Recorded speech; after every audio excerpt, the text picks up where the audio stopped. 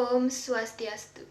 Perkenalkan, nama saya Dewa Aijis Kavita Putri, nomor absen 3 dari kelas 11 IPS 1. Baik, untuk memenuhi tugas sejarah Indonesia materi Tirani Matahari Terbit, di mana saya diwajibkan untuk memilih salah satu tokoh yang memiliki kontribusi penting bagi Indonesia. Tokoh yang saya pilih pasti sudah tidak asing lagi. Bahkan, dia disebut sebagai Bapak Pendidikan Nasional. Siapakah tokoh tersebut? Ya, Ki Hajar Dewantara. Untuk mengetahui tentang biografi, kontribusi, dan alasan saya memilih Ki Hajar Dewantara, yuk simak video berikut ini. Selamat menonton!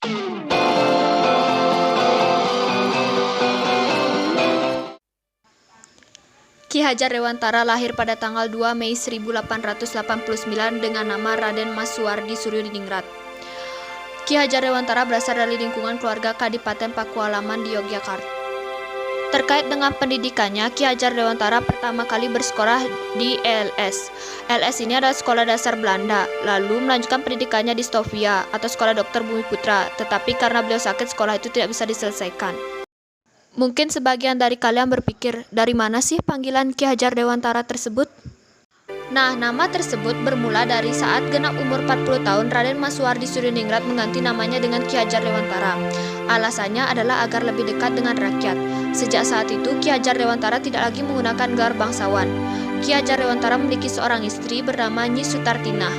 Ki Hajar Dewantara wafat pada tanggal 26 April 1959 di Yogyakarta.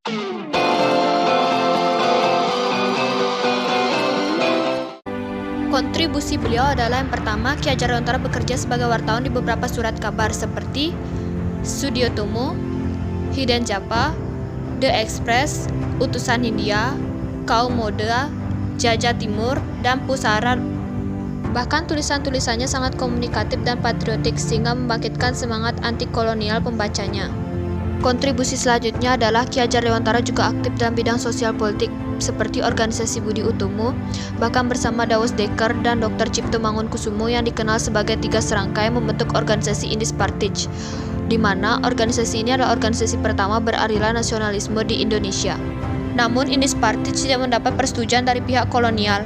Karena tidak disetujui, lalu Ki Hajar Dewantara membentuk organisasi Bumiputra, dan Ki Hajar Dewantara juga mendirikan Taman Siswa, di mana Taman Siswa ini memiliki peran penting dalam dunia pendidikan bangsa Indonesia pada zaman penjajahan. Ki Hajar Dewantara juga membentuk semboyan pendidikan yaitu Tut-Uri Handayani. Bahkan Ki Hajar Dewantara menulis karya-karya yang berhasil meletakkan dasar pendidikan nasional bagi bangsa Indonesia sejak zaman penjajahan Belanda hingga pendudukan Jepang. Ki Hajar Dewantara ditunjuk menjadi anggota BPUPKI, serta setelah Indonesia merdeka, Ki Hajar Dewantara ditunjuk oleh Insinyur Soekarno untuk menjadi Menteri Pengajaran.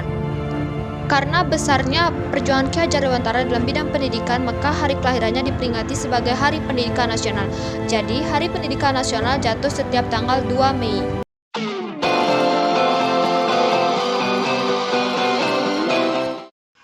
Nah, saya memiliki beberapa alasan memilih Ki Hajar Dewantara pada tugas kali ini. Yang pertama, Ki Hajar Dewantara mampu membantu pendidikan Indonesia pada zaman penjajahan, di mana pada masa itu pendidikan sangat sulit untuk didapatkan.